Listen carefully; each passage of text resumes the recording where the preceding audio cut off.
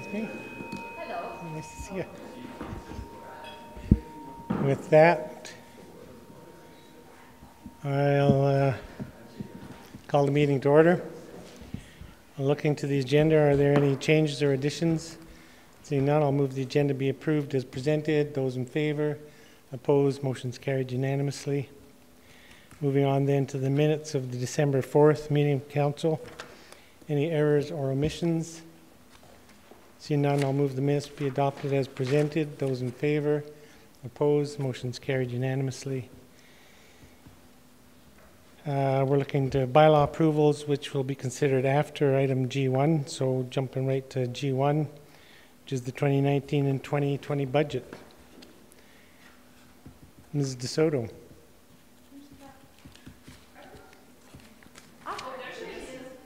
Whew. Whew, that was I close. was going to acknowledge that our former finance manager is in the house, here to check up on us and make sure we're doing our good job. As long as she doesn't glare daggers at us. If there's any hard questions, I may direct them to...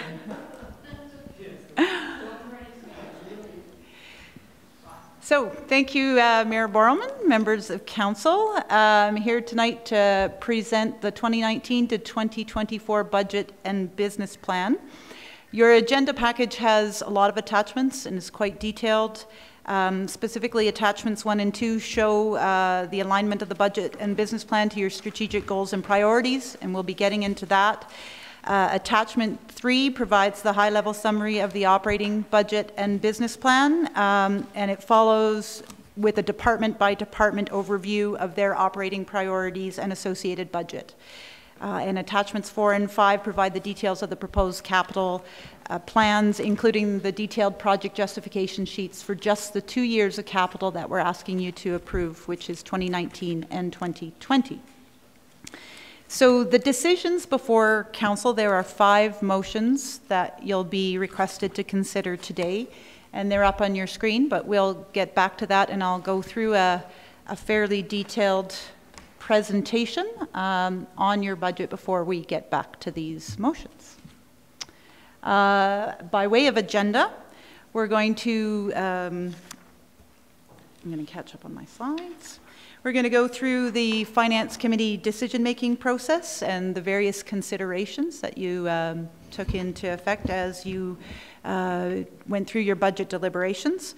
We'll talk about the strategic alignment with the budget and business plan to your goals and priorities for the community. We'll give a high-level overview of the operating budget and the capital budget, and we'll move into question and answer. But by all means, if there are questions as I go along, please stop me. So, moving into the decision-making process that the Finance Committee went through. As you know, Council has approved a Finance Committee to assist you with your financial oversight responsibilities.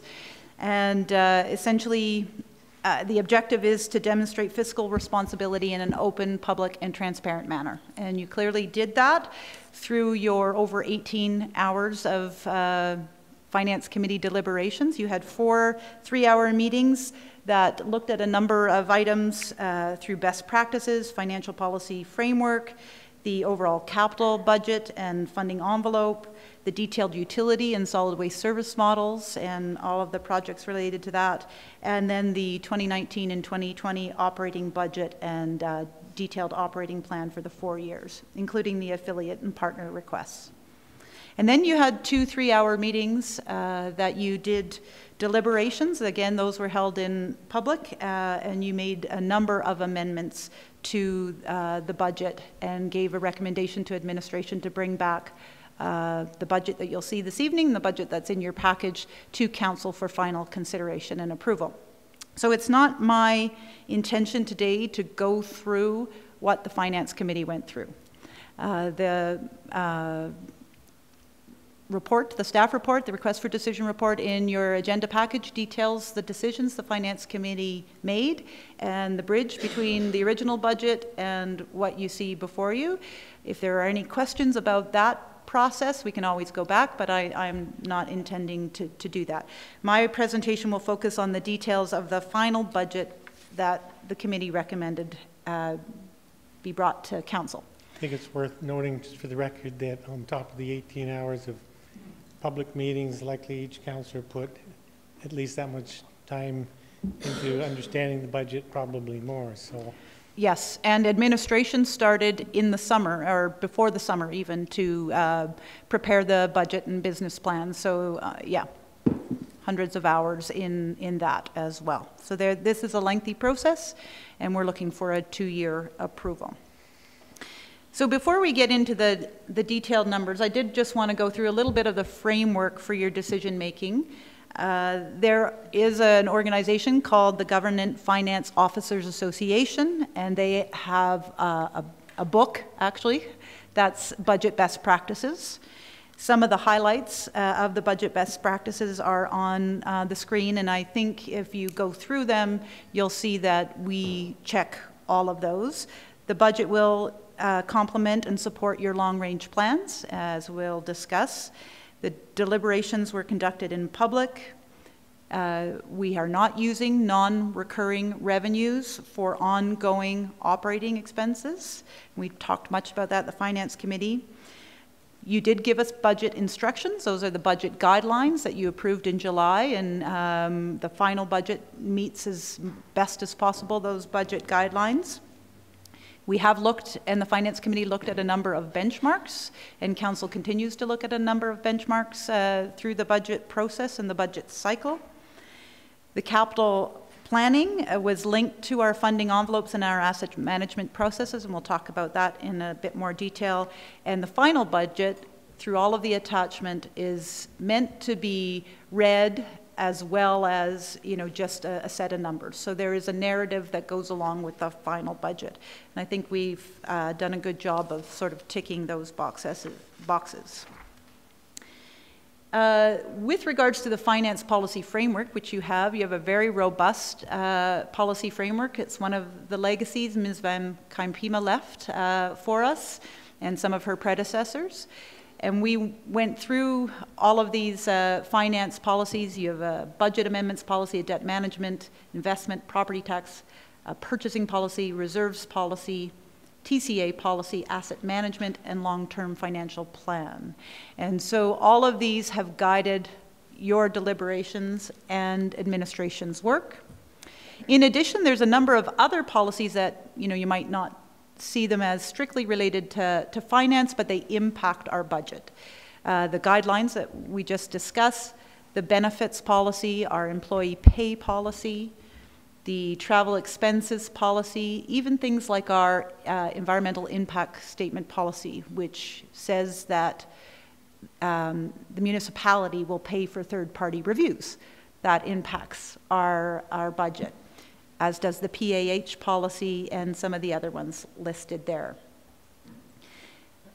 Further framework for the budget process comes from all the master plans and strategies that we have, and I'm not going to read through all of these, but these are all current active plans and strategies that administration uses and council has approved for planning purposes, and we've used them to help guide the budget process as well.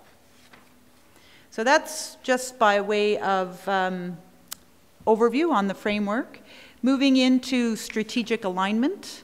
As you know, this year you approved a new strategic plan. It's a 4-year plan, and it will cover the same term as this budget and business plan. So we really use this strategic plan, the goals that you establish, and the priorities that you establish to guide the budget process. And I'm going to walk through in a little bit of detail some of what this budget responds to as directed by your strategic framework, and it's also included in detail in your attachment 2. So the first strategic priority that you gave us is around community, the goal being we are a safe mountain community with vibrant neighborhoods and a town center that brings the community together. And there's 3 key actions that this business plan and budget responds to. Covers a number of departments. one around enhancing fire response to wildfire events, and that's one of the Finance Committee amendments that you did. You took an unfunded project and funded it. One around advancing Steep Creek projects and mitigations for Steep Creek hazards. And of course, the key priority in this area that you set for us was to update the town center enhancement plan. And I just want to comment as I go through these, Ms. Dinaj in our communications department has created that document that's your attachment to, and the intent is to be able to report on all of these actions and the progress of these actions to the community as we go through our budget and business planning cycle. So the next priority that you set was livability, with the goal being we are an inclusive and accessible community for people of diverse social and economic backgrounds. And there were 6 actions associated with that goal. Most of them in the planning and development area, as well as touching on an engineering, and our community social development had one key action, which was to explore parking options for those who live in their vehicles. But other actions are around doing a comprehensive review of short-term rentals, employee housing policies and regulations, and updating the comprehensive housing action plan, as well as considering area structure plans should they come forward for Three Sisters Mountain Village areas, and beginning a planning process on the Palliser lands, which are our key and prime employee housing and affordable housing lands. The next area of priority for Council in the strategic plan was the environmental sustainability, with the goal statement being we minimize our impact on climate change by reducing our carbon footprint and our waste generation. Again, 3 key actions there, including installing solar system on Elevation Place, Arts Place, the Waste Management Center, and the Roundhouse, implementing an organics diversion program, and that was the key priority in this area, and enhancing our downtown recycling center. The next goal area, transportation. We effectively connect residents and visitors with our community through our integrated transportation network. This area had a number of actions, mostly in our engineering department, mostly around improving pedestrian and cycle connectivity and enhancing mode shift by increasing the percentage of residents and visitors who choose to walk, cycle, or take public transit. And in the strong economy area, we have a goal statement of we have a diverse, adaptable economy that is future focused. As you know, 2018 saw our first ever economic development manager hired, and her 2 key objectives for next year in this area are to create an economic development strategy and to conduct a broadband planning study. The final area that was a priority area was wildlife coexistence. And the goal statement there is we recognize and respect the need for wildlife to effectively navigate around our planned urban footprint. One action there that we'll track that will have a number of sub-actions, but they're essentially around responding to the recommendations that the Roundtable put out in their report earlier this year, and they include funding in the budget for fruit tree removal, education campaigns, and fencing of green spaces. Now, in addition to those 6 priority areas, your strategic plan has 3 foundational pillars around community engagement, human resources, and financial stewardship. And so administration thought it was important to highlight what's in your budget and business plan that will enhance or respond to these foundational pillars. So within the community engagement area, we will be updating the public participation policy and improving online customer services. That'll be a collaboration between communication and IT. Within human resources, we'll be developing a mental health in the workplace strategy and implementing recommendations from the organizational review, which you had a detailed report from our consultant on just about a month ago. And finally, within financial stewardship, there's a number of actions, many of which are around asset management and maintenance, and include those that are listed on that slide. So, with that framework in mind of your policies and your strategic framework, we'll now move into the operating budget overview. So within the operating budget, and as we went through the committee deliberations, there were a number of budget pressures and then corresponding offsets and mitigation strategies that we use to address some of those pressures. And these are by no way all of our budget pressures, but they're the key ones that I think are worth reviewing again. So we had a number of areas where we were seeing revenue decreases. RCMP fines were going down, and our franchise fees that we receive from Fortis and ATCO, we have been advised to expect less in the coming years. In addition, we had arena rental revenue due to the Canmore Rec Centre Life Cycle Maintenance Project. We had some proposed reduction in revenue because we wouldn't be able to rent out our arena. So there were some offsetting strategies we used to address that. We also had some revenue increases, which helped to offset that. We saw our Elevation Place membership fees increase substantially, and you increased your budget accordingly, or the Finance Committee recommended the budget be increased accordingly. And we have development permit revenue that continues to increase. And so we're using some of that revenue that's been transferred to transfer from our operating reserve to offset some of those costs of this, sorry, I'm going to restart. The CRC Life Cycle Maintenance Project drop in revenue is a one-time, one-year drop. We expect that that revenue will come back in 2020. So the mitigation strategy we've used for that one-time drop is to bring in revenue from our operating reserve.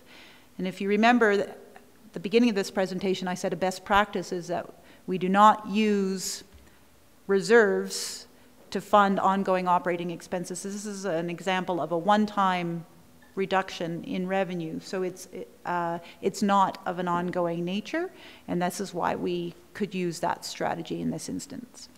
Wasn't that transfer from the tax stabilization reserve? Yes, sorry, it was from the tax stabilization reserve.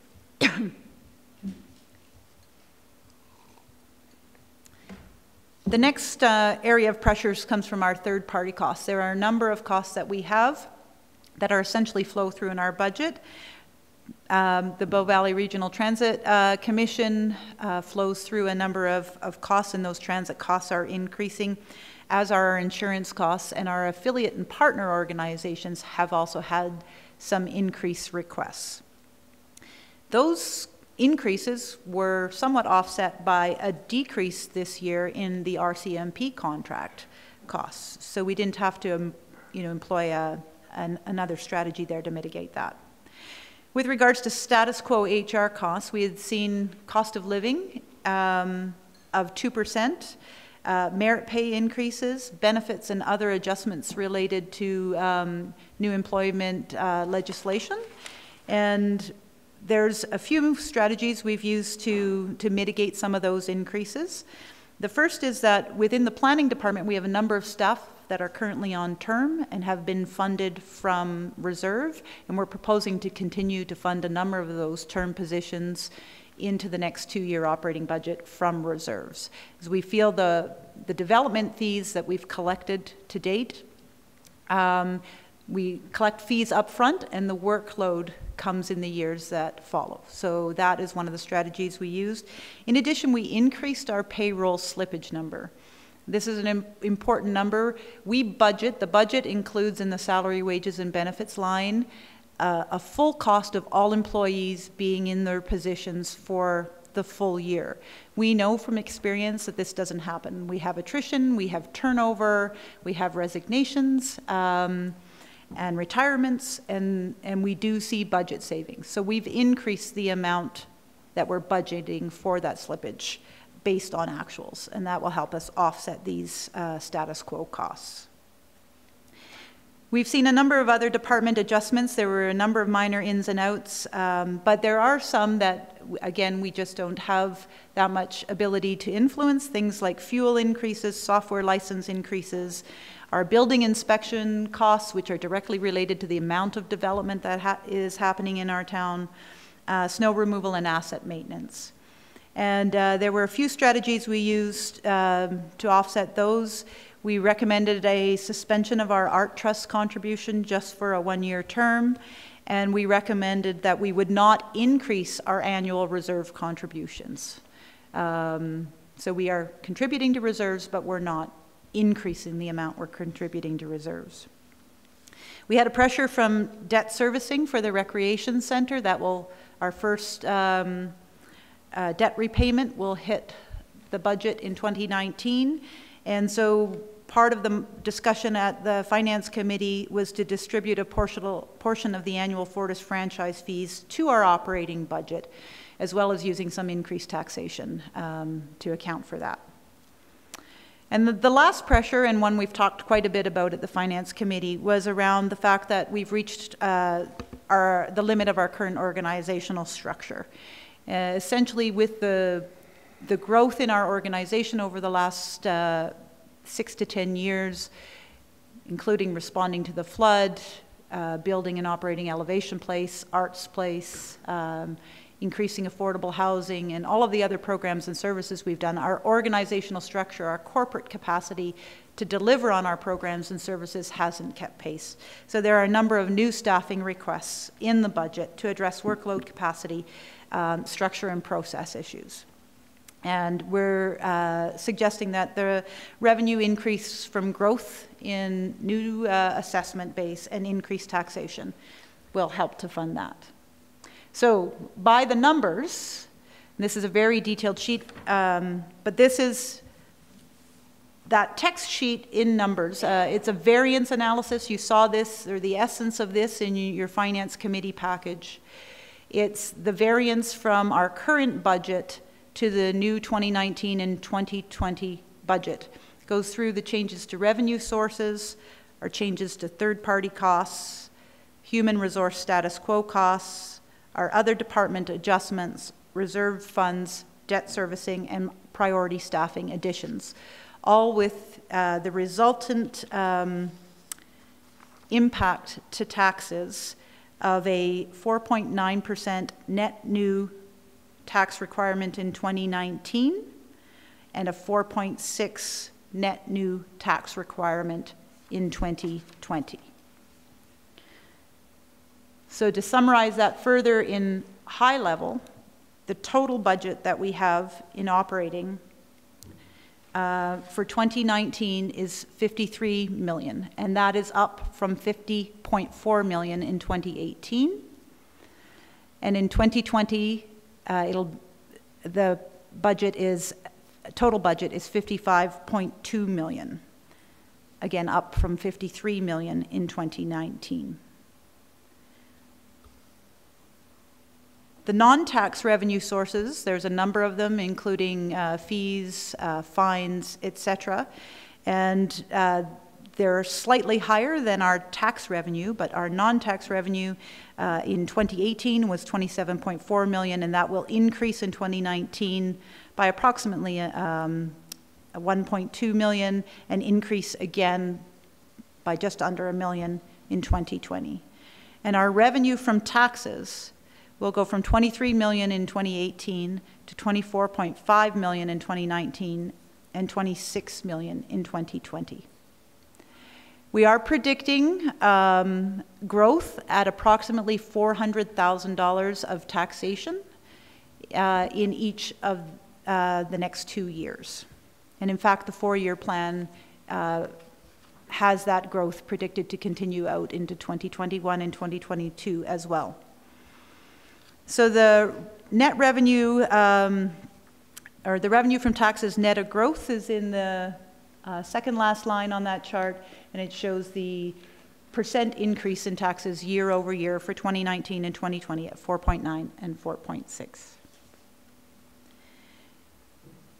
Further summary, just to show the full summary for 2019 through to 2022, adding the years 2021 and 2022.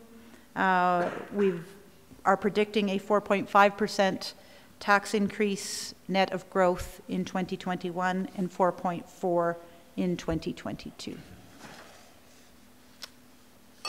Any questions on any of that?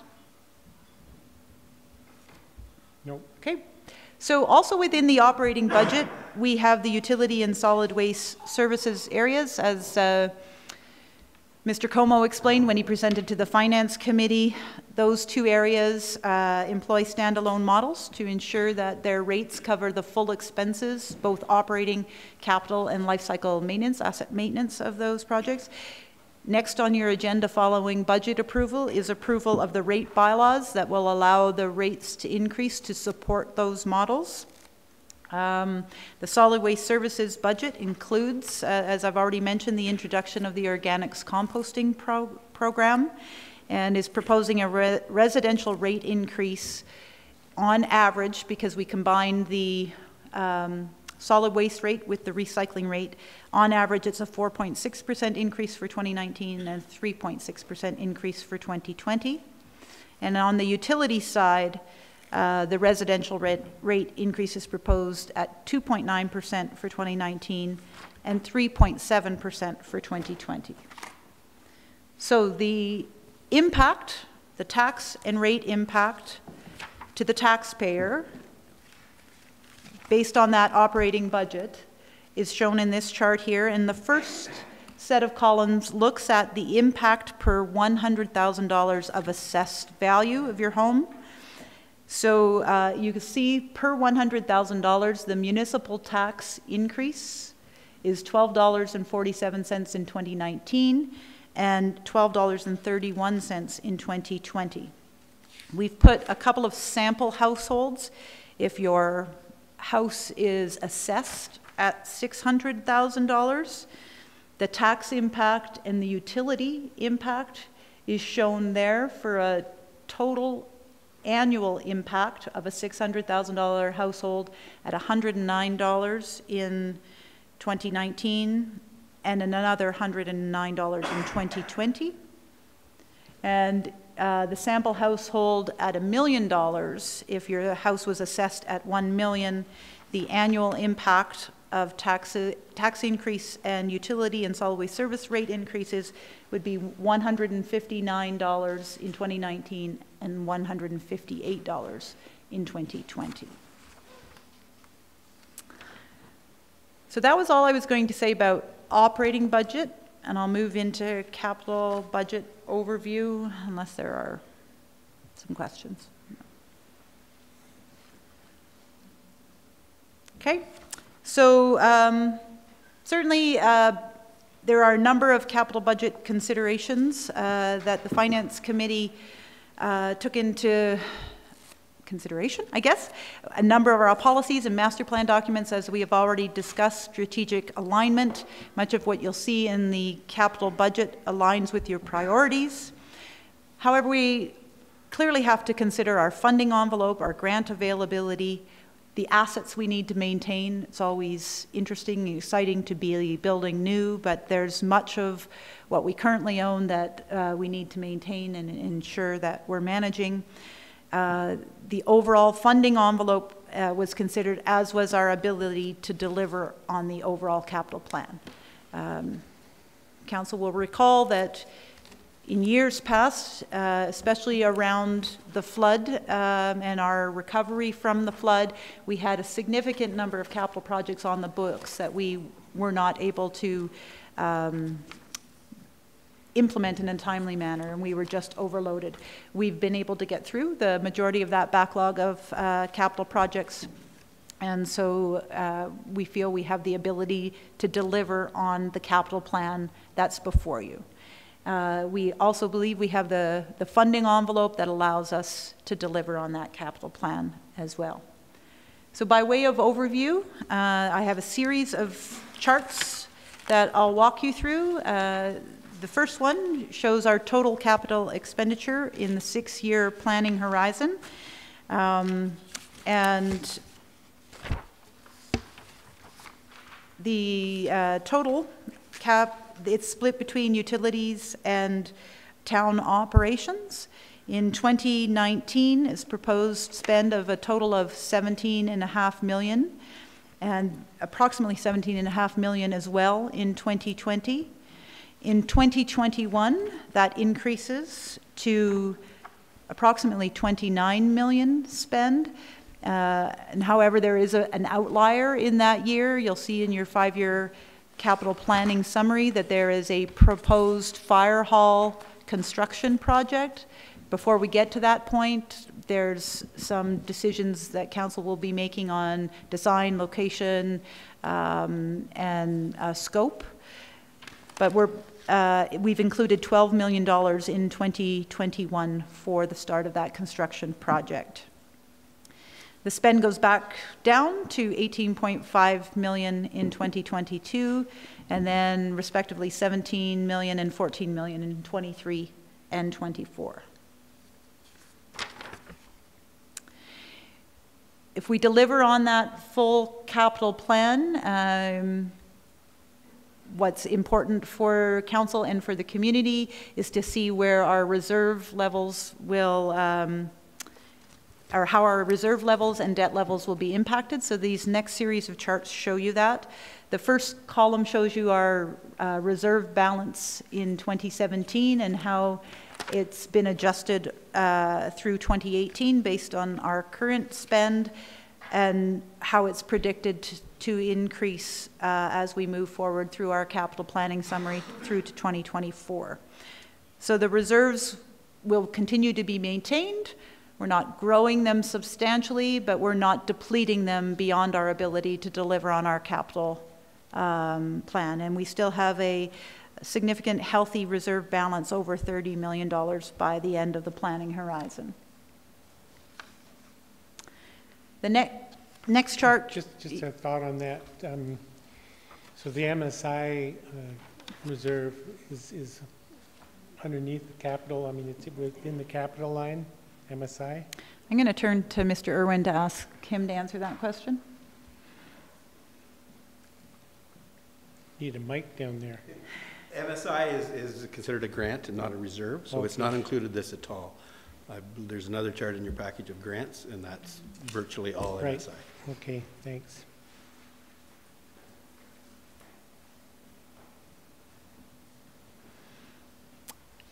So with regards to debt and how the capital plan will impact our debt, the blue bar shows our current approved debt, and the red shows the new debt. So as we add new debt, some old debt comes off. The blue and red lines show our debt limits, and they increase annually because our revenues increase annually. So the Municipal Government Act ties our allowable debt to our total revenues.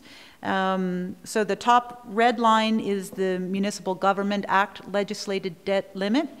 Your debt policy sets out a lower limit at 70% of the MGA limit. So that you can see through the 6-year capital planning horizon, we stay well below your self-imposed debt limit, and certainly well below the MGA imposed debt limit. Related to total debt is debt servicing, and it too is legislated under the Municipal Government Act and tied to revenues. So we see the similar debt servicing limits, the red line representing the Municipal Government Act debt servicing limit, and then your self-imposed debt servicing limit, and our total debt payments, those that are current in blue and those new, that would be impacted by that current plan shown in red. So certainly well below the provincial debt limit restrictions. And I'm not going to go through all of the capital projects in your materials, in your attachments, but I thought it was worth highlighting some of the major projects in 2019 and 2020 that not only respond to your priorities, but respond to community priorities, and will be impacting administration as we deliver on these. So there's probably 10 or so projects there in each year. And the organizational review, they're not listed totally by value, but more by how they impact your priorities and certainly our ability and resources to deliver within our departments. So the smaller number of projects are in our administration areas, and the larger number of projects are in our big capital project delivery departments of engineering, facilities, and public works. But the organizational review will see 2 major projects happen in 2019 and 2020 for $200,000 and $165,000 in each of those years. IT has 2 large projects, looking at e-service introduction in 2019 and moving forward with some of the IT strat plan recommendations in 2020. In the fire department, the Finance Committee recommended that we move forward the sprinkler unit into 2019, so that's $150,000. And then there's a large acquisition of a replacement fire truck in 2020. There's a number of solar initiatives. In 2019, $430,000 for elevation place solar, and then 3 buildings received solar implementation in 2020 for $365,000. In 2019, there's a $200,000 town center project. There's a number of mode shift projects, as we have already talked about, totaling almost $5 million. There's wildlife management projects in both 2019 and 2020. There's an organics implementation project that would get underway in 2019 for $2.675 million. And a number of utility projects that are all listed there in 2019 and 2020. The most significant of which is a $4.2 million project in 2020. It's the South Bow River Loop project connecting Bow Valley Trail down past the wastewater treatment plant and across the river to the west side of the valley. So in addition to those projects and to the full 6-year plan, there are a number of unfunded projects in the plan, approximately $16.6 million. So even though we have a very healthy, robust plan, were still a number of priorities that we couldn't get to, and we can't accomplish those within the funding envelope that we have. This is, at this point in time in the presentation, I did want to turn, because we have some late information that's come to light around the tennis court expansion, which is an unfunded project in your plan. And we've learned that there's need for clarity in that funding and potentially a council decision or consideration in order for the tennis club to receive a grant. So I'm hoping that they are here. Sitting at the back row. I'm not sure who's going to give the presentation on this, whether it's Jim or Scott, Jim Yonker and Scott Mackay, who have been working with the Canmore Tennis Association and have details on this. Do you have slides? Or?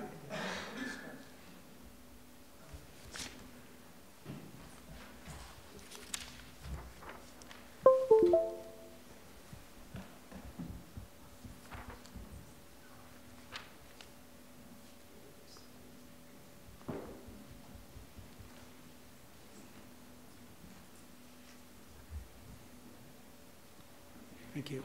Thanks for being here this evening, gentlemen. Short notice, but thank you, we have a chat. Your Worship, members of council. Thank you for indulging our somewhat last-minute presentation on a project that's quite important to recreation. I'll take responsibility for our failure to have more quickly have provided this information. I spent the last year pursuing my Olympic dreams and dropped the ball on this one. Also ask for your indulgence. We just finished this presentation between Scott and I, so it won't be seamless. I'm going to...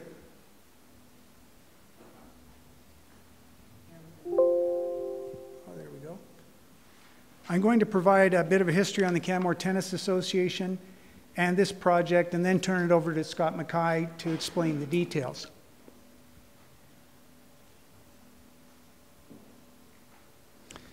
The Tennis Association has served the community for a long time, currently has over 100 members, and it's enjoying the upsurge in tennis popularity across the country. My first meeting actually with the CTA was in the spring of 2014, and I was told that they didn't have a good relationship with the town, that they needed more tennis courts, and the town didn't want to do anything for them. I reminded them that tennis courts weren't in the then current recreation master plan, and I challenged them to find some creative ways to get courts developed. They suggested that the town could generate more revenue from the courts if we offered an online reservation system. At that time, people just came, waited at the courts potentially for hours as the crowd filtered through in order to get access to the courts. They couldn't reserve, and you could reserve, but you had to go down and see Muriel at the rec center and pay her some money. And so as a result, our revenues from tennis court rentals were less than about $500 a year. So further discussions with them, they went out and looked at all different online reservation systems that were available at low cost, at transaction fee, and we challenged them. In that late summer of 2014, we introduced the online reservation system for the tennis courts. And that has continued ever since. And over the last 5 years, we've generated $32,000 in reservation fees from that program. The town took it over, so it's now within our control once again, and we get 100% of the revenues from those bookings. In 2014, the Tennis Association then came forward with the proposal. The proposal was to, I've got it down here, was to sort of cost share the development of tennis courts. They would put up half the money, and they were looking for the town to put up half the money. And they estimated that the reservation fees could repay the town's investment over a 10-year period. At that time, council determined that the project had merit, but it was not in the rec master plan. A new rec master plan was pending, and therefore that project was deferred. Coincidentally, 2015, that summer, the Government of Canada announced Canada 150, a grant program for projects around the sesquicentennial. And again, the CTA put together an application, submitted it. They needed a letter supporting the town's financial commitment to a 50-50 split of the capital cost. And at that time, council declined to support that and again deferred to the rec master plan. So in 2016, the rec master plan was actually adopted. Tennis courts are on the priority list. They're the second, tied for second, on the priority list for outdoor venues. So in 2017, council approved $50,000 in the, I think, Public Works budget to develop a design for Lions Park with the tennis courts and some of the other things, playgrounds, etc. So that project went ahead in 2018, and now I'm going to turn it over to Scott. Can I just ask one question? Yes. Mr. Juncker, on the second bullet point, then this, I know it was some years ago, but estimating 260,000, a recovery of 260,000 over 10 years. So that was with the vision of an expanded, more robust Yes. tennis center. $26,000 a year is the anticipated fees that could be collected. Yes, that was at that time. Now we've actually, the new business plan they developed is based on actual results that we've experienced over the last 5 years. So we actually have some of that now. And Mr. Mackay will speak to that? Yes. Great, thank you. He will answer all your questions. You're not going to run away to the Olympics again, hey, Jim? So in 2018, Recreation, Parks, Public Works, and the Canmore Tennis Association worked on a number of things together.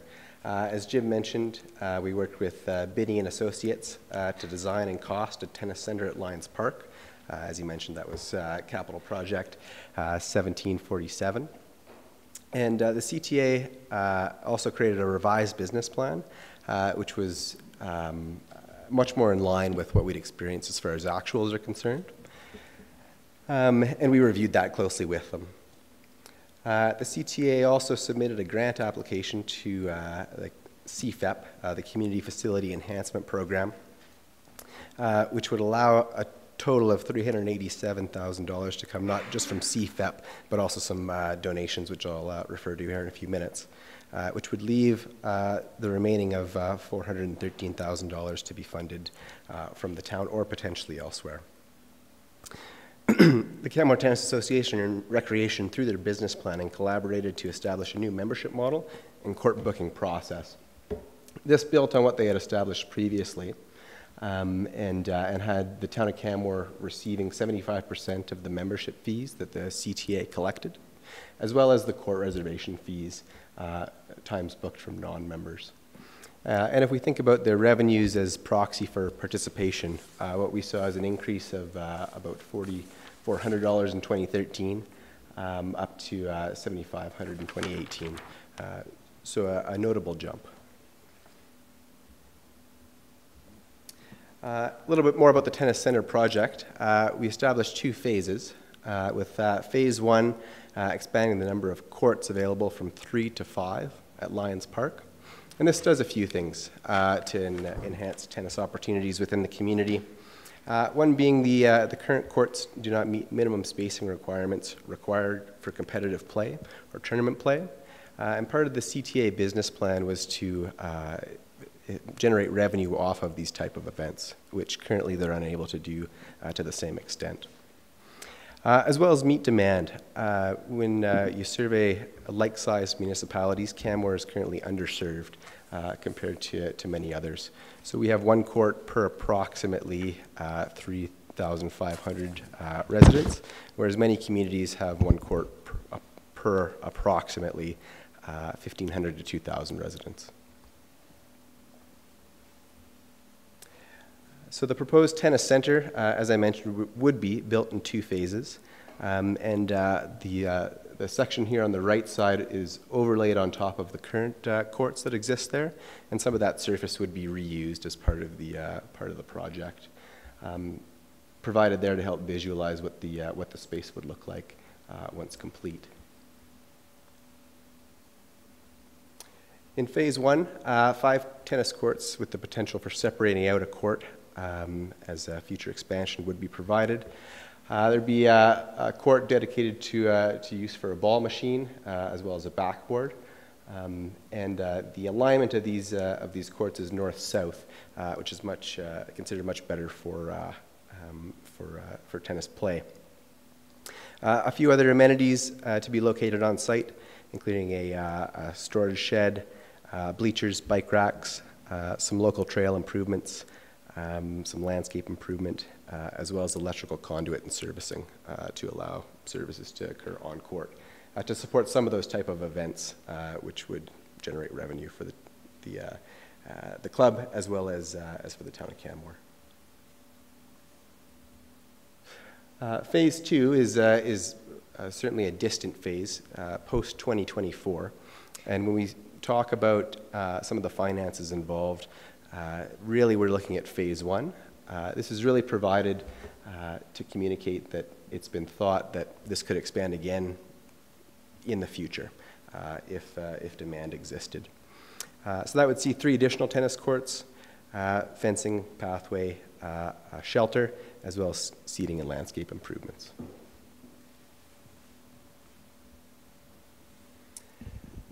So the business plan and funding sources. The CTA business plan, the revised one, projects a revenue of over $300,000 over a 20-year period. When you're dealing with forecasts that far out, there's a bit of, I guess, a margin of error there. I did feel that in the business plan they were conservative, much more conservative than previous when it came to their financial estimates. This also takes into account keeping fees low when compared to similar municipalities, so as far as providing affordable access to the courts. It also takes into account committing to continued participation in the Affordable Services Program through the town of Canmore, So over this past year, the CTA was pleased to participate in that and offer low-cost memberships to those who are on that program. Some of the assumed growth rates associated with achieving that $300,000 plus target over 20 years saw a 2% increase in number of members alongside a 2% increase in membership fee on average year over year. Seems like a modest projection of 2%. If the membership is 100 right now, and with the project such as that, 2 new members a year seems fairly conservative. Fairly attainable, yeah. Yeah.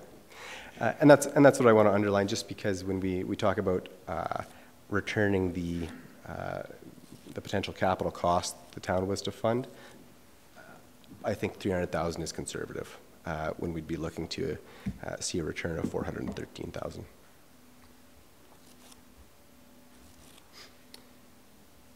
Further on the business plan and funding sources, the Canmore Tennis Association has certainly been busy, not only when it comes to assisting with design and business planning, but also arranging donations.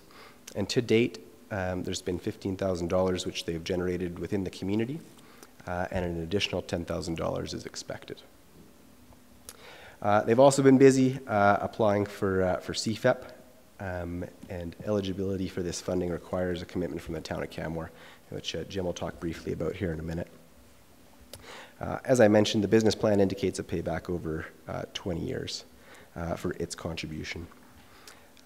So if the CFEP application was successful, we would see the Canmore Tennis Association contributing $387,000 of today's dollars to the infrastructure project, with the remainder to be paid back over time through usage fees and membership fees.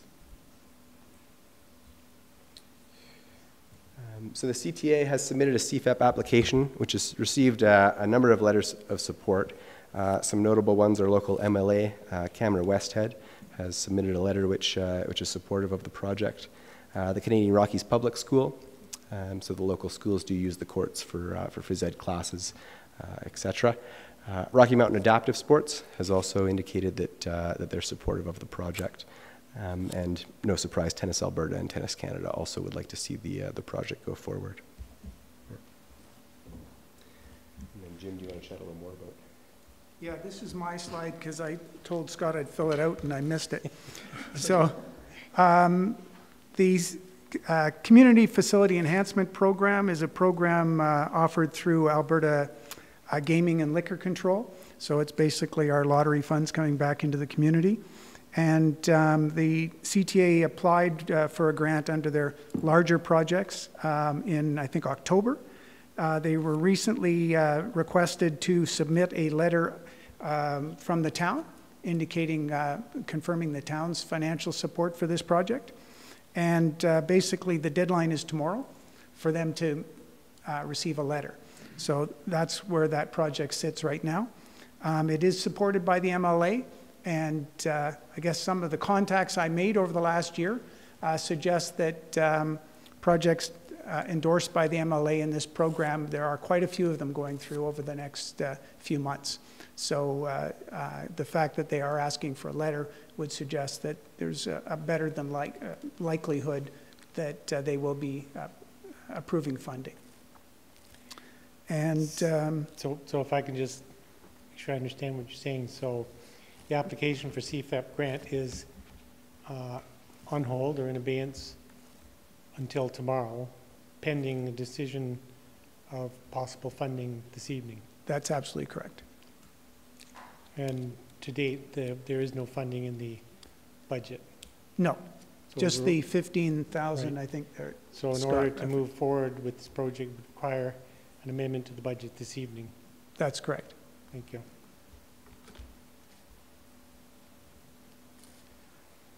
So with that information in mind, we're suggesting council has a few options.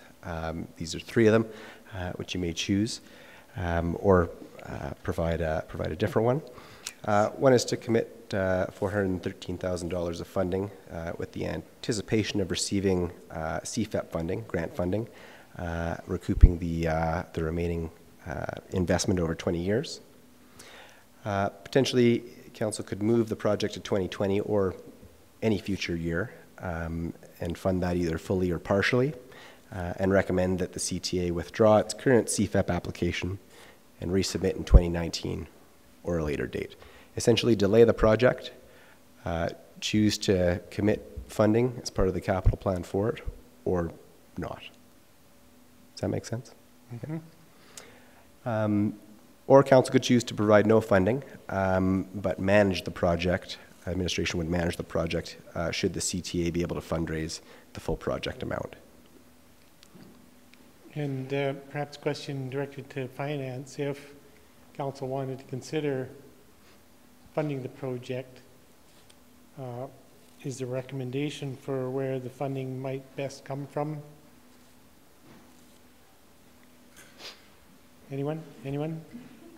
Mr. Irwin and I did discuss this afternoon. We looked at MSI funding, which you asked about. It's not in that reserve chart. So the balance of MSI funding that will be remaining at the end of the 6-year capital plan, I believe, is $1.6 million.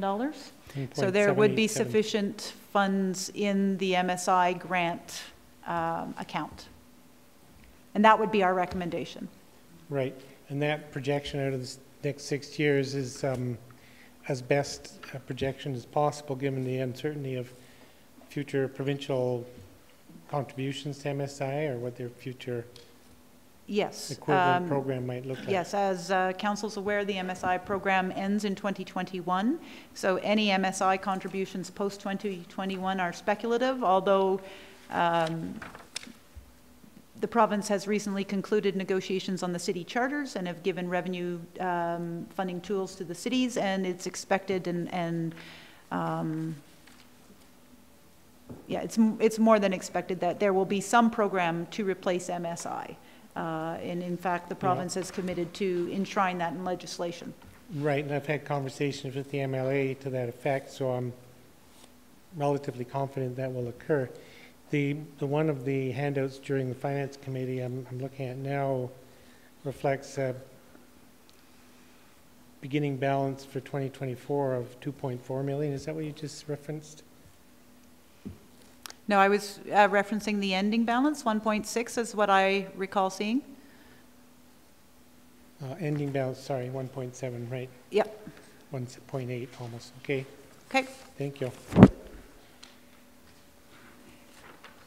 Are there any further questions for Mr. Yonker or Mr. Mackay? Were you finished your presentation? I just, one thing I wanted to add, if you'd indulge it, is this a bit of a unique model in that this would be the only sport in town where they've paid ultimately at the end of 20 years, hopefully the capital and all the operating costs of that facility. So I think it's a great model going forward to look at for other groups of similar interests. Thank you. Right, because the suggestion from the CTA is they could essentially pay out, if we were to approve the funding through MSI, that over a period of 10 years they would replenish the MSI? 20 years. Yeah. Right, so it is a good model.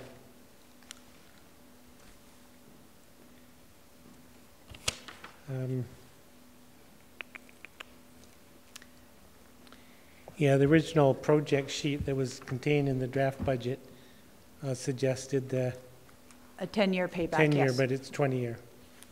Okay. It's 20 years, and with some conservative estimates. Sure. Yeah. I'd see that.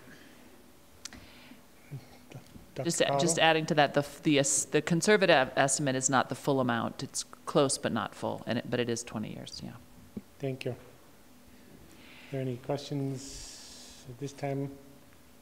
Or no. Okay, Councillor Comfort.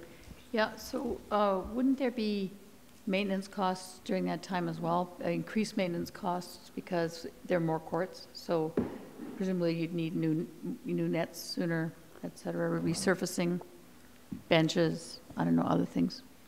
Do you have any idea of those costs? That may be a question for Mr. Como, actually. Oh. I'm not sure what our Parks Department currently budgets for maintenance at the tennis courts versus what the tennis club covers. The fact that we're getting a brand new court, I mean, because there was some discussion about reusing the fencing, so we don't expect, at least for the first 5 years, that the operational impacts are going to be significant. Because the facility is going to be essentially new. We're also finding that the current site and the pad that we have was so well constructed that it's required very little maintenance, much less than we have, and we haven't had many cracks that require significant work. So we've had a well-constructed facility that's taken very little maintenance costs, and we're really just going to be adding 2 more courts. You know, we're already maintaining the 3 that are there when we do the change. Okay. I just, I'm going back on the original history because I was part of raising the money to put in that extra court. And the reason we got that tennis club, at that iteration of the tennis club got the money was because it was holdback money from the original contractor who had not fulfilled his contract. So we committed to raise the amount of money, we matched that amount of money by fundraising. And that was how that happened initially. So, I just would say, get a good contractor this time because apparently it really worked. Like the courts that were built at that time, and that's a long time ago now, were excellent. So, yeah, we'll make sure that that there's adequate performance measures in place for the construction, and making sure any deficiencies are addressed once the work is completed. okay, thank you. Yes, the business plan actually includes allowances for net installation removal, surface crack and chip repair, so there are maintenance costs, annual maintenance costs in the business plan as well. Thank you. Are there any other questions at this time? Seeing none, you could resume your presentation. Thanks. Yeah,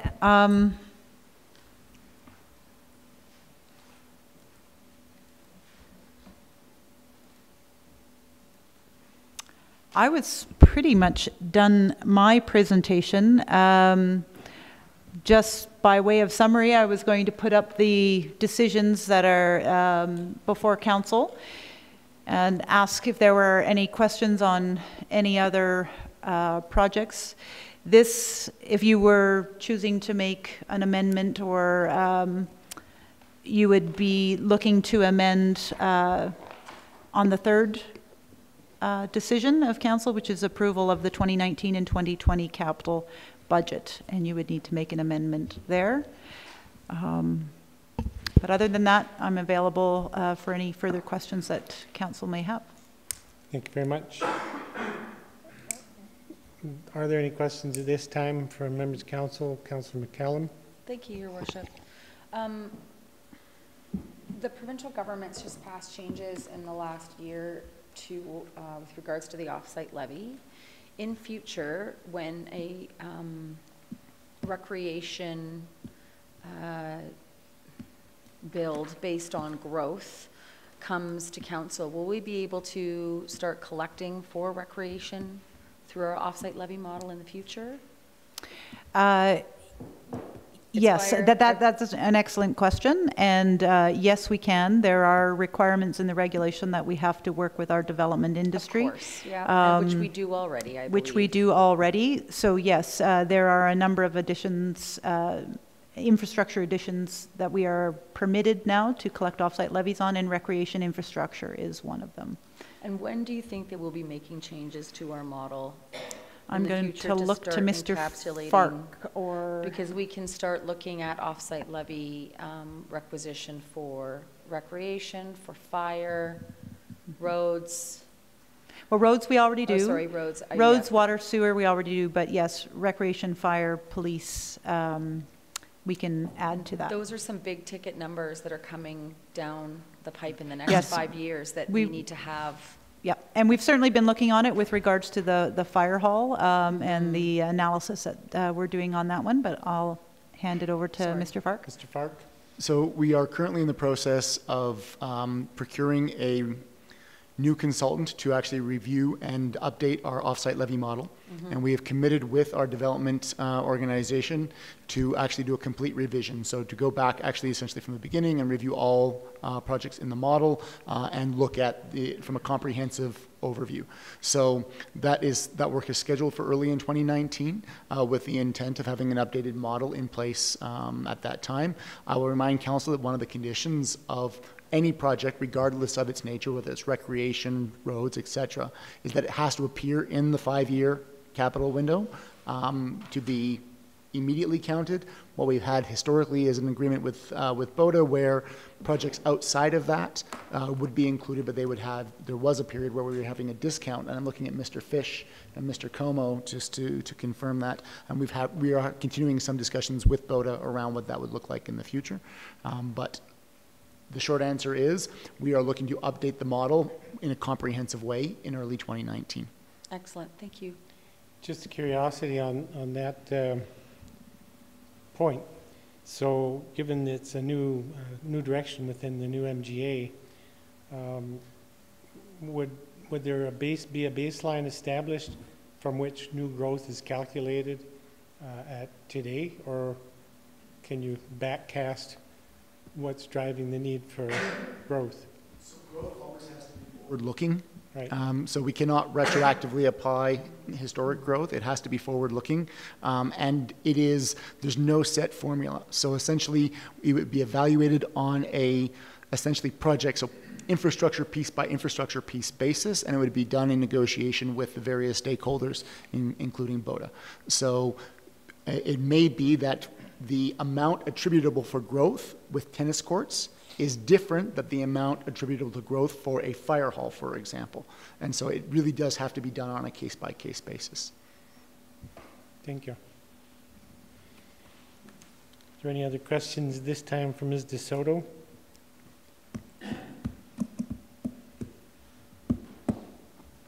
I don't see any. Thanks very much for your presentation. I think we had a lot of questions and answers over the hours of Finance Committee meetings. So then at this time, I will put forward the first motion of the evening that Council approve the 2019 to 2020 operating budget and business plan as presented. So this is on the business plan. Is there discussion on the motion? Councillor McCallum. Your Worship, I just wanted to comment that this is truly this new council's, even though we're a year old, the culmination of all of our work, and that coming up with this business plan and our priorities, our strategic priorities, was quite enjoyable, and it was excellent to see where my colleagues' values and their vision was for the community, and that's all I had to say. Well, there are a number of motions coming forward, and I did want to speak at some length around the process and the important job of approving a budget, and this motion is as good a place as any to speak about that, because it is the operating budget that we're considering at this moment. And of course, the work we're doing this evening and have been doing through the past couple of months around the draft budget is arguably the most important job that councils are elected to do. I mean, there's other really important votes that councils are asked to give on higher level planning documents like MDP and land use bylaw and area structure plans, but it's the budget, particularly the operating budget, that most directly affects our community, not specifically in terms of cost. I know members of the community sometimes focus on that, but in terms of building a community and providing the initiatives and the facilities and the service that, by and large, people like about Canmore. The reason we choose to live here, to a large extent, is as a result of the many amazing facilities and opportunities that exist here. I would like to talk a little bit about trying to change the narrative around budget implication. Over the years, we've often, and this year as well, talked about the percent increase of budget. And that sort of grabs hold in the community, in the dialogue and conversations in the community, the X percent. And often there's a tendency to make a comparison to inflation when people are talking about tax increase as a factor of percentage growth. And I think we should change the narrative in this way.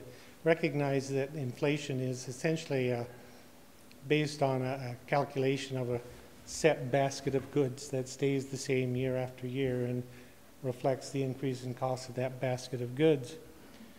But municipal operations and capital projects, all of the financial aspects of municipal operation change each year, and often significantly in a given year. And we look over even just the past 5 years of work that's occurred in the town. We see Elevation Place, Arts Place, regional and local transit, quite a bit of new road work, a number of projects at the wastewater treatment plant, recycling, new recycling in the neighborhood, the beyond curbside.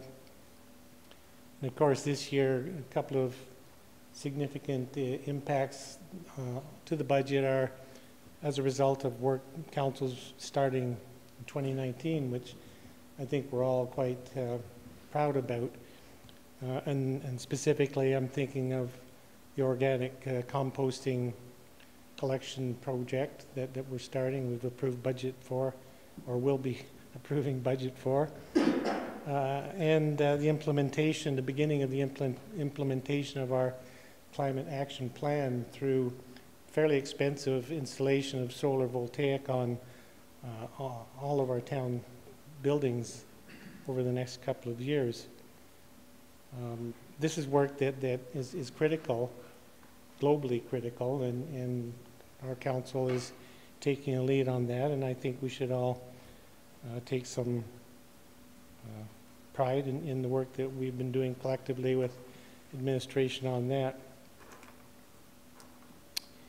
So as I say, typically residents will consider the increase in the taxes on a percentage basis. And I'd like to encourage people to consider the real effect to their own lives as a result of any tax increase year to year.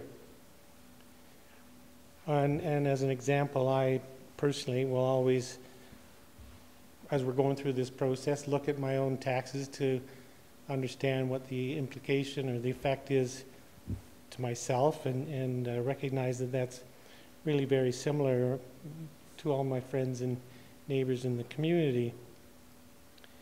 So my home, with an assessment of about $500,000, the 2018 taxes was a little over $1,200 a year, or $100 a month. As a side note, I pay more than that for TV and internet, about 30% more than I pay for taxes. And I have to, I feel very strongly that the return on that small investment is considerable.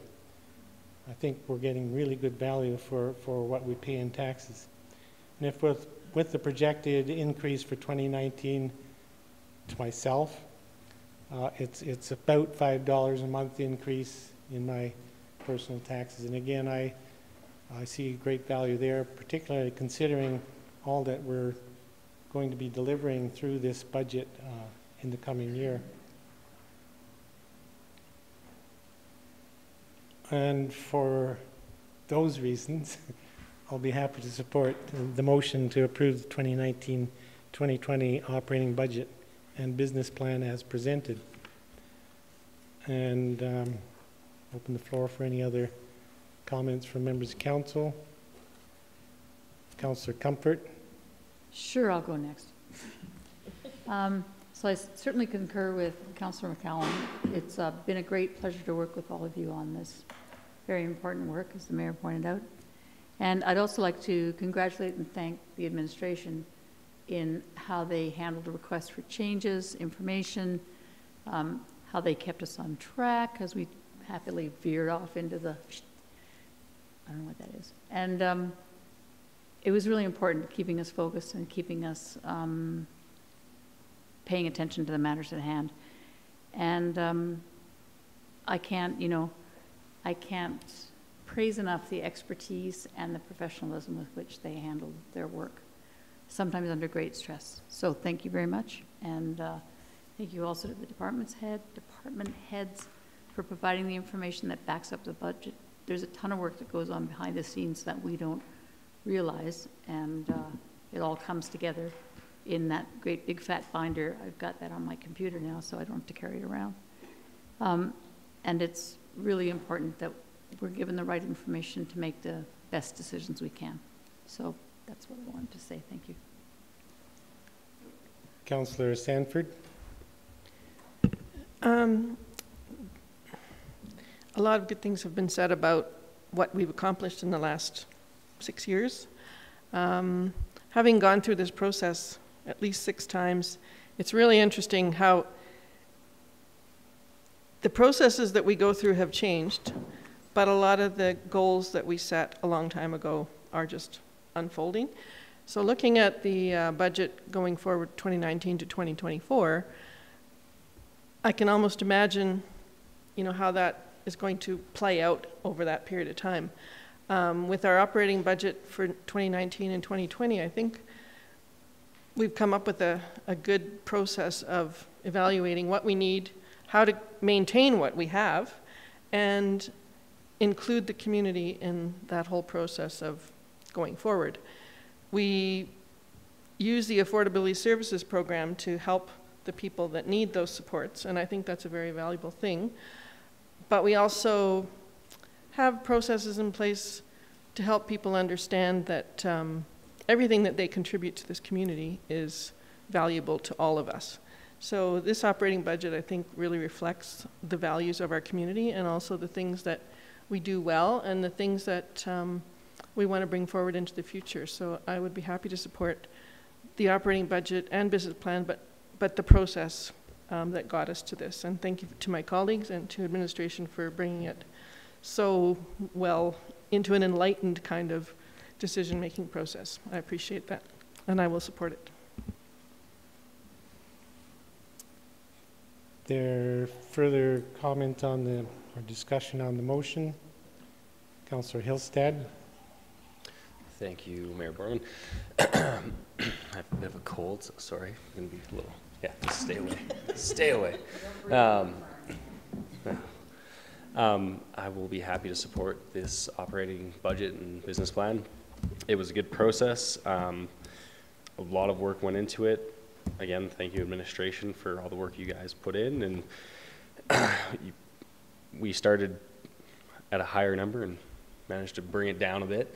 And there was a lot of work that went into those things. I think we found a good balance. Again, with, as Mayor Borman pointed out, the services that we as a town provide, I think we get pretty good bang for our buck. So with that, I'm happy to support this. Councillor Seeley. Thank you, Your Worship. I'll also be happy to support it. A lot of good things we've already said, but it was probably the best budget process that I've been involved with, and it was pretty high level this year. It's really hard to get the number down, but I'm happy with the creativeness that that was able to get it there. So being under 5% is very good. Councillor O'Meara. Thank you, Your Worship. I too will support this operating budget and business plan. It was my first real process. I thought it was great. I would like to thank also administration for even this budget binder that sort of helped prioritize, and any questions you have, you can ask, and there's reasons given for why certain ones were prioritized. So I had no reserves in why things were put forward. And I do know that we offer a lot of services and amenities, and I think, Mayor Borman, when you put it down to so much per month, our value is good. And for that reason, and I would like to thank my fellow councillors for all your time, and Mayor Borman putting in all your time and consideration and considering all the input from our community. And for that reason, I will support this, and I would like to thank admin also. Thank you. So with that, I will call the question on the motion. Those in favor? Opposed? Motion's carried unanimously. I'll then move the council approve the 2019 to 2022 operating planning summary as presented for planning purposes. So discussion on the motion. Seeing none, I'll call the question. Those in favor? Opposed? Motion is carried unanimously. I'll now move the council approve the 2019 to 2020 capital budget as presented. Now I do have one amending motion. If Ms. Hyde would put it on the overhead for me.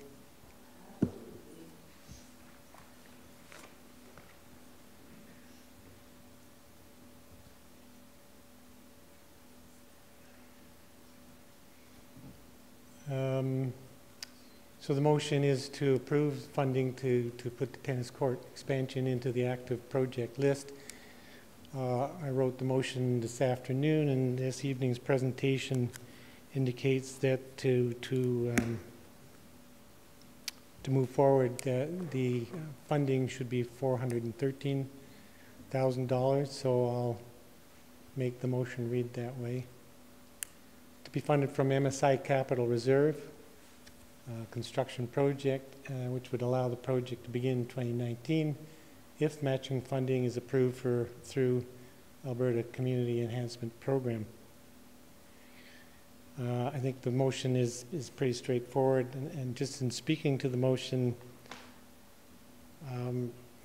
firstly, we have been talking about this project as a possibility for many years. That was detailed in the presentation earlier, and we have been working in good faith with the Canmore Tennis Association to try to move this project along. And as well as was noted by Mr. Yonker, the rec master plan, which we did just a couple of years ago, shows a new tennis facility at a very high priority. We noted the second highest priority. In considering an appropriate source of the funding, the MSI came to mind pretty quickly. I just like the purity of it, or the fact that if this should move forward in this way, the entire project, which will benefit our community in many ways for many years to come, would essentially be paid for 100% through provincial grants, either the MSI grant or the CFEP grant, which is the entire purpose of both of those grants, is to help municipalities afford to bring projects like this that may be harder to accommodate within a budget that has a number of really expensive and critical projects to fund. And it's also encouraging to know that the CTA, the Canmore Tennis Association, the operating plan that's been developed and vetted through our administration shows a pretty good likelihood of having the MSI portion of the funding replenished over a period of years. So for those reasons, I'll make this amendment. Did Ms. DeSoto, do you have something to add? Yes, I'm wondering, Your Worship, if you would agree to remove the word matching from that amendment. I think initially that's what we were expecting, but as, it right. was $372,000, I believe, is the CFEP Right. grant. So the motion will be just if funding is approved. Okay. Councillor Sanford, speaking to the amendment. Thank you, Your Worship. Well, I would be happy to support this project. As Mr. Yonker displayed to us earlier, it's been a long discussion with the tennis club. And I think what's really wonderful about this project as well, it's really driven by the community. And there's a lot of people who know a lot about tennis in this community, and they participated in this whole process of setting it up. I've been a member of the tennis club for over 20 years. I was the president for several years. I think we had 12 members. So it's grown. But one of the reasons that the club actually had the ability to grow, because the facility got better, and the town committed to making a better experience for people. So when you design a better facility, you get a better turnout of the community. And one of the drawbacks for the tennis club at that point in time was always the fact that we didn't have enough courts to have competitions, to have tournaments. So putting it into another level, the revenue generation and the what we can recover in revenue will also increase, because if we can put this into a 5-court situation, then we have a much better opportunity to do some revenue recovery. So I'm very excited about this project, and thank you very much for bringing it to this level, and I would be happy to support it. Councillor McCallum. Thank you, Your Worship. So in 2004, I sat as a volunteer on the Community Services Advisory Committee, actually from 2003 for 5 years, and that was when we were looking at the initial tennis court expansion. At that time, they were looking at putting courts in Millennium Park, and I think that was before the ball diamonds were installed. So I'm actually really quite pleased to see this project come forward funded in the location and in the manner that it's being presented. So I will be happy to support your amendment, Your Worship. And I am wishing the tennis club the best of luck, double fingers crossed, on their grant application, because I think it's an excellent central location, much better than Millennium Park. Councillor Mera. Thank you, Your Worship. I'd be happy to support this amendment. I had the pleasure of looking at the business plan a couple months ago, a little expanded from what we did see, and I see it being more than just tennis. I see it being more of a family area, so I'm quite happy to support this. Councillor Seeley. Thank you, Your Worship. I'll also be happy to support this. I really enjoy active participation. It's nice to have the Canmore Tennis Club step forward and put all this work into it and work with the administration. I also like it fits very well with the Recreation Master Plan and the repayment structure. I like the whole thing, so I will support it. Councillor Comfort. How could I not support it? Having you can. having been a part of that fundraising to initially. The courts were, you couldn't play really when we went over to play the first time, because there'd been a windstorm and the poles, which had not used the right grade of fence pole, had folded over. So the chain link fencing was halfway on the court. And my husband looked at it and said, so what if we started a tennis club? Because then I could be president and I just get to delegate everything. And I will meet tennis players, because we were near the community at that time. I said, sure, but then I have to do something, I have a feeling. He said, sure, you'll be treasurer and vice president. And I said, yeah, the person who does all the work and all the phoning stuff. But so how could I not support it? Because it's a great community builder. It's a great sport, and I'm sorry I don't have the ability anymore to play, but I still very much enjoy watching other people play and enjoy the sport. So yes, I will support it. Thank you very much. So if there's no further discussion on the amending motion, I'll call the question. Those in favor? Opposed? Motion's carried unanimously. Back then to the primary motion as amended to approve the 2019-2020 capital budget. as amended. Further discussion, Councillor McCallum. Thank you, Your Worship. I'd be pleased to support this motion. I note this year there wasn't a lot of shiny. I think the tennis courts were the only shiny this year in the capital plan.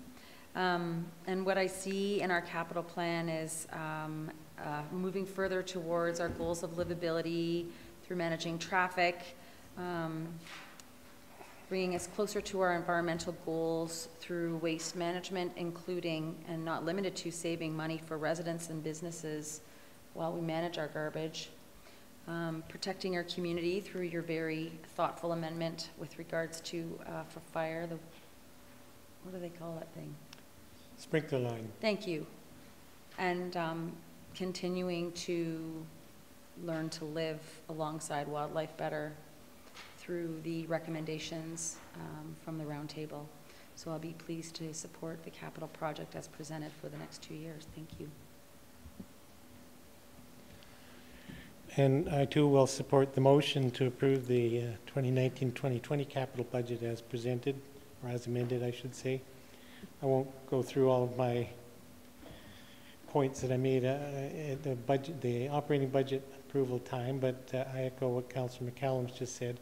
And I did reference a number of projects earlier in my comments that are actually in the capital plan, which I think are really important to our community, to the safety particularly of our community, and moving forward in this complicated world, climate change and all. And the fire sprinkler line was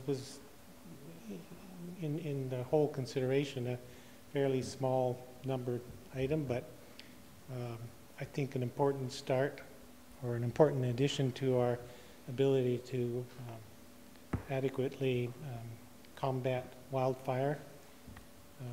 And the other projects that are approved in the or referenced in the plan are equally important to success of our community. So once again, I'm happy to support the motion. Is there further discussion on this amended motion? Seeing none, I'll call the question. Those in favor? Opposed? Motion's carried unanimously. Then I will now move the council approve the 2019-2024 capital planning summary as presented for planning purposes. Is there a discussion on that motion? Seeing none, I'll call the question. Those in favor? Opposed? Motion's carried unanimously. I'll now move the council direct administration to cancel the following capital projects previously approved in the 2018 budget. Number 7007, the data center firewall. Number 7039, public washrooms at Riverside Park. Number 7015, the OSTP Horseshoe Trails improvement.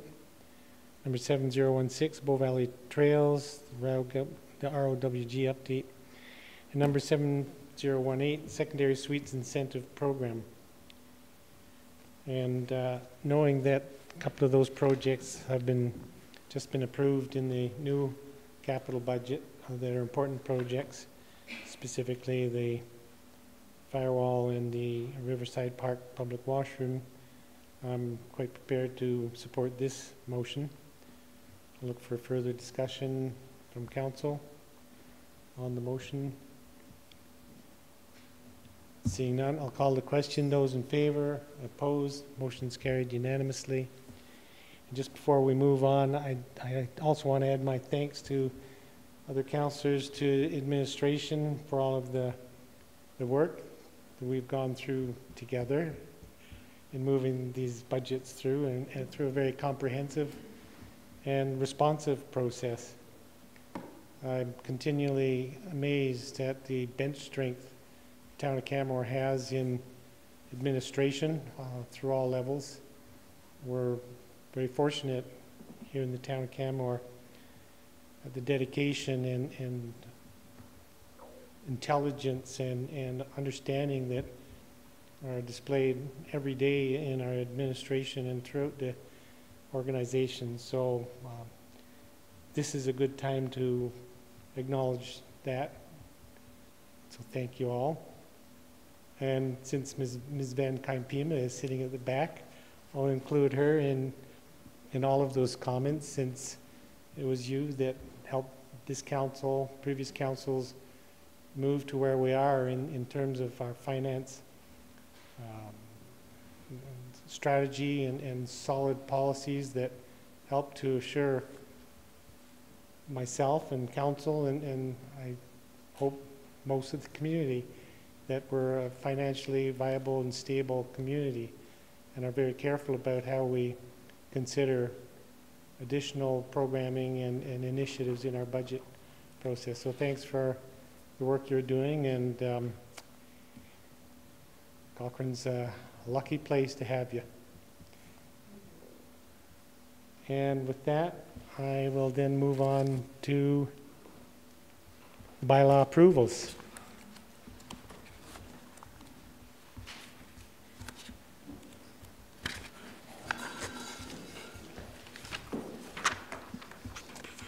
As soon as I can find them.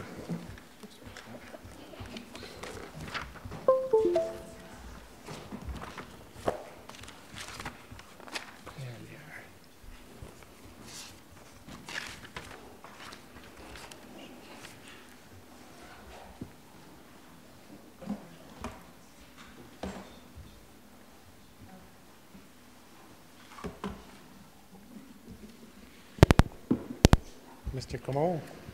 Good evening, Mayor Borman, members of council. So yeah, I'm here for some bylaw rate updates or approvals that will support the budget that council has just approved. So these are largely a summary of the details that administration had presented to the finance committee back in November. So it's, but feel free to ask any questions as we go along. So the first one is around the water and water utility rates. So the recommendations is to give first, second, and third reading to the sewer rate amending bylaw, and then do the same thing for the water rate amending bylaw. And so as shared with the finance committee before, when we did the update to the model, we increased the overall revenue by 5%. And through this budget cycle, we will have completed the last steps to meet the AWWA fixed ratio, rate ratio, and we will have a $9 million reserve balance by the end of the year 5, which is what we've historically done. As shared with Ms. Lisa DeSoto in the earlier presentation, these are the impacts on the residential accounts as well as the commercial accounts, so no different there. And these are actually what the rates will be, and you can see what the individual rate increases are on the water side. And you can see here, or just off the screen, the biggest impact is on the larger meters. And again, this is the last period for that. And then the intent is that their rates would increase at the same rate as the smaller meters and the residential meters. And then same thing on the wastewater side. And then this is what the impact is in the long term, and we try to utilize a 20-year model to allow us to do some forecasting, make sure we can deal with any blips that we are expecting to see based on capital projects that are being proposed in the utility master plans that get updated every 5 to 6 years. And so you can see what the impact is. It's fairly straight line for the residential sector, and other than when this little jump happens here with the largest meter, commercial meter we have, it follows the same line as the residential sector. And then you can see again what the impact is, 2.9% in 2019, or close to $16 for the whole year, assuming that the household is using the average water use, which is about 15 cubic meters a month. And then you can see on the commercial side, it's difficult to say what the impact is because based on the commercial type, it can vary significantly, but you can see what the range is there. And then the incline block rate, which we shared some of those details with you, how often they occur. We had about $30,000 in 16 and $40,000, and we were about $30,000 the last time we looked in 2018. And I know with some of the discussion with the finance committee is to try to use some of that money because the money is not a budgeted revenue source, but with the intent of going back and trying to educate some of these homeowners about how they can reduce their water consumption so they can get below the threshold for the inclined block rate. And those are what the numbers are. And then just a summary of the balance of the reserve. So we have the reserve balance right here, the red line, and then what our reserve is, balance is going out the long term. And as we shared with council before, this is what it usually looks like. And what we're mostly interested in is at least the first 5 years,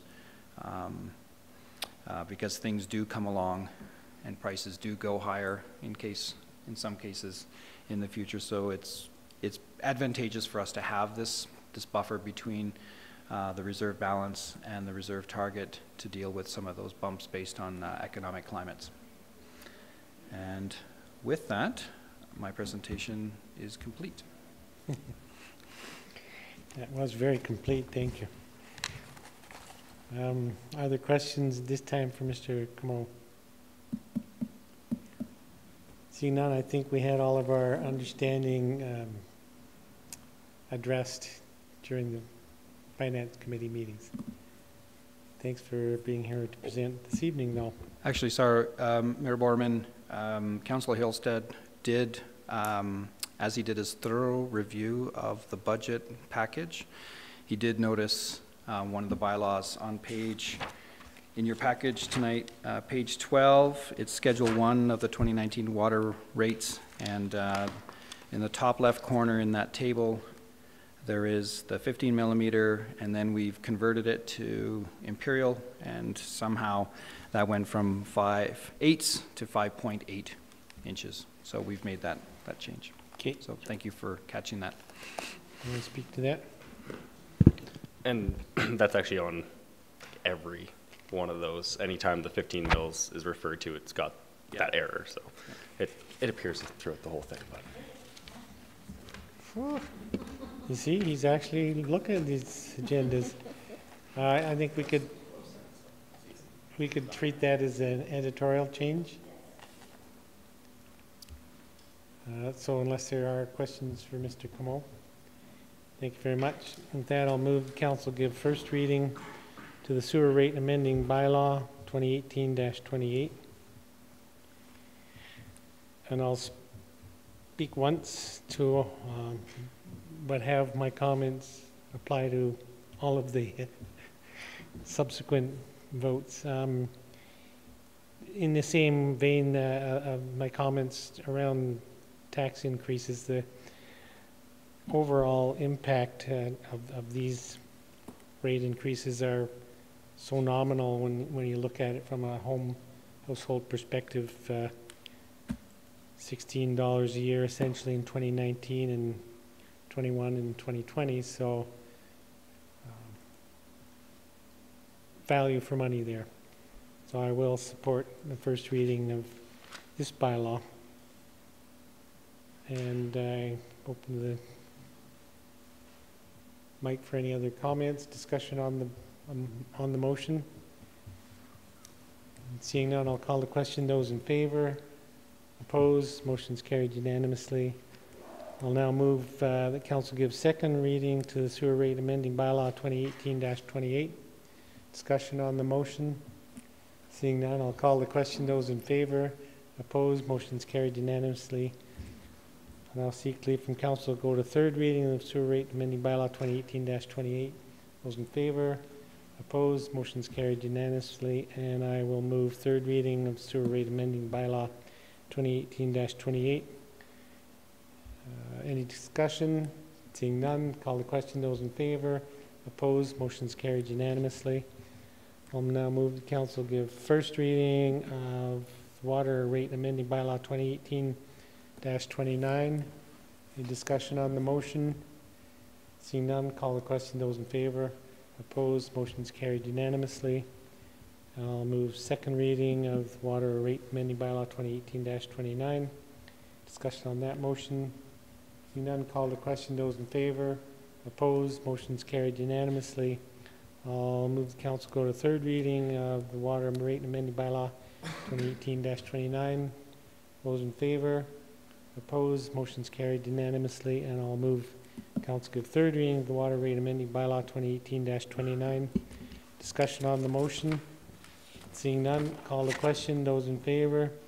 Opposed? Motion's carried unanimously. And I think this time, for the last time in 2018, I'll move the council. No, there's one more thing. Oh yeah, right. Sorry, I won't quite move that we adjourn. We have to pay for the organics diversion program. Right. Okay. Item F2.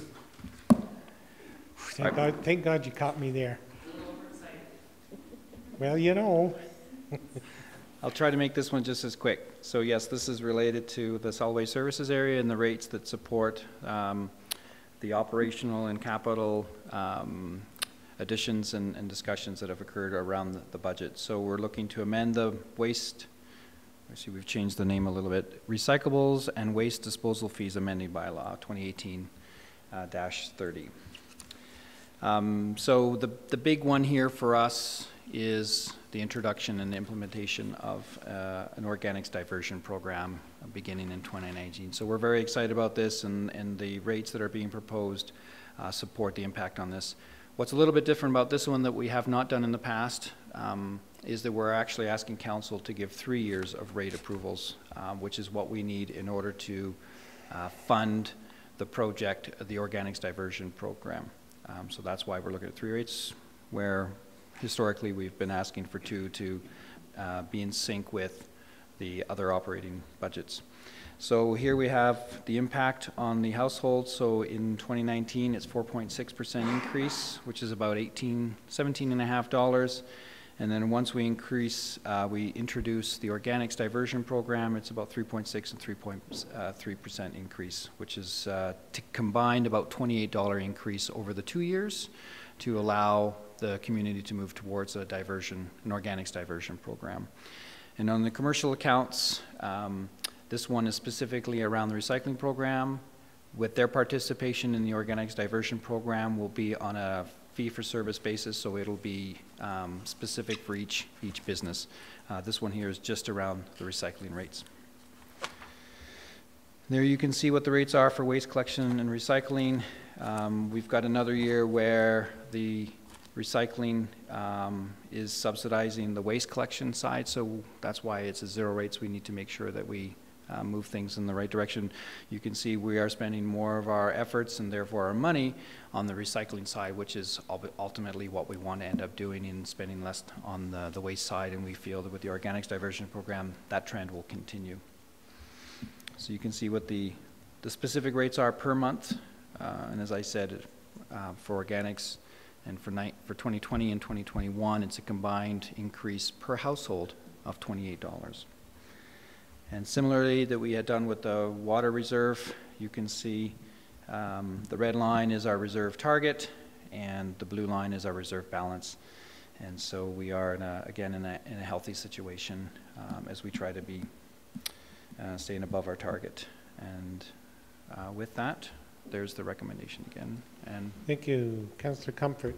Yeah, I just had a question about, it would seem, looking at the lines of the budget, that there's a position in there for a person to help deal with contamination in the waste stream, in the recycling. And I want to confirm that my impression is right, that if we could get that part right, if people did it better, that we could actually save some money if it was properly done. Because the waste stream, if you can sell that recycled waste to somebody else and it's clean, you're going to get more money for it, and you would actually have to send less to the landfills. So that's my question. Yes, you're very correct. That position has been proposed because the recycling markets right now have become very difficult for a lot of municipalities across North America. A lot of the end markets are becoming more and more stringent on what they will accept, or at least the level of contamination. We have found ourselves to, because we have really good participation and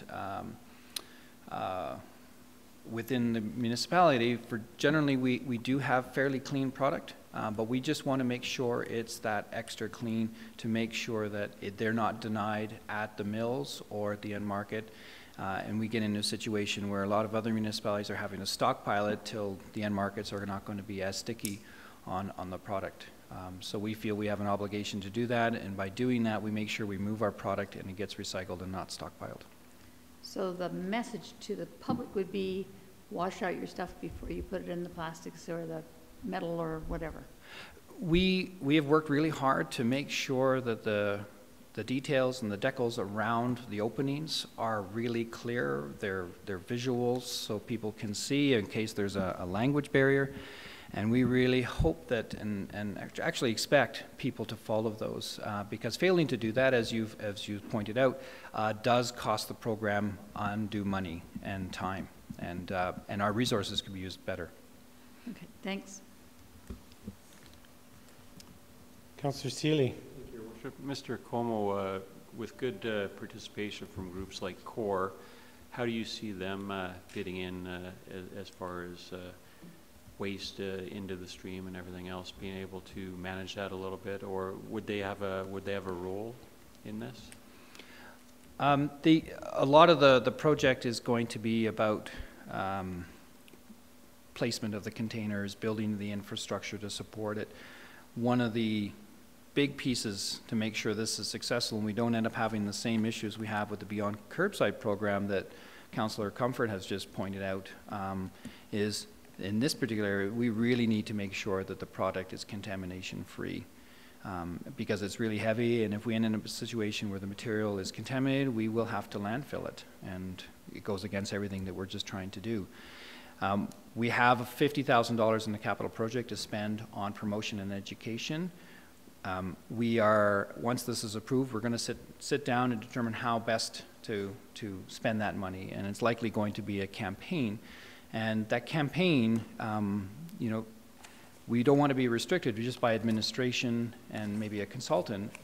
We feel that there may be benefit, including some members of the public who are very passionate about this, to include them in that process so we can get their input as well. So I think there could be a role for them. We could do the invitation out. But we don't exactly know what that's going to look like at this time. But we realize that there's a group of people who are very passionate about this and likely would like to be tapped to support this program going into next year.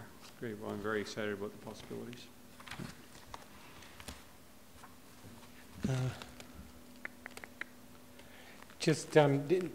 We increased the amount of budget for education and all, didn't we? Yes, it was 20 or 30, and it's now back up to 50. Okay, Councillor Sanford. Thank you, Worship. So what I'm hearing you say with that education component is that you're going to be looking at the full gamut of how people are treating waste, and are you going to apply some of that? We have a diversion rate that's diminishing, so are we going to be looking at it holistically to get people to do a better job across the board? The 50,000 is currently sitting in the capital project specifically around organics diversion. That's where the focus is going to be, but we believe that if we can get people to do that right, that that will extend into the other programs as well. And remember that $50,000 is over a 2-year period, and then the rate model that we've established, because we've learned we just can't create a campaign, run it for a year or two, and then just stop. People will regress. So the idea is that monies are continued in the operating budget so we can continue that campaign. And like I said, the hope is that at least what's in the operating is going to extend beyond the organics and for the full recycling program.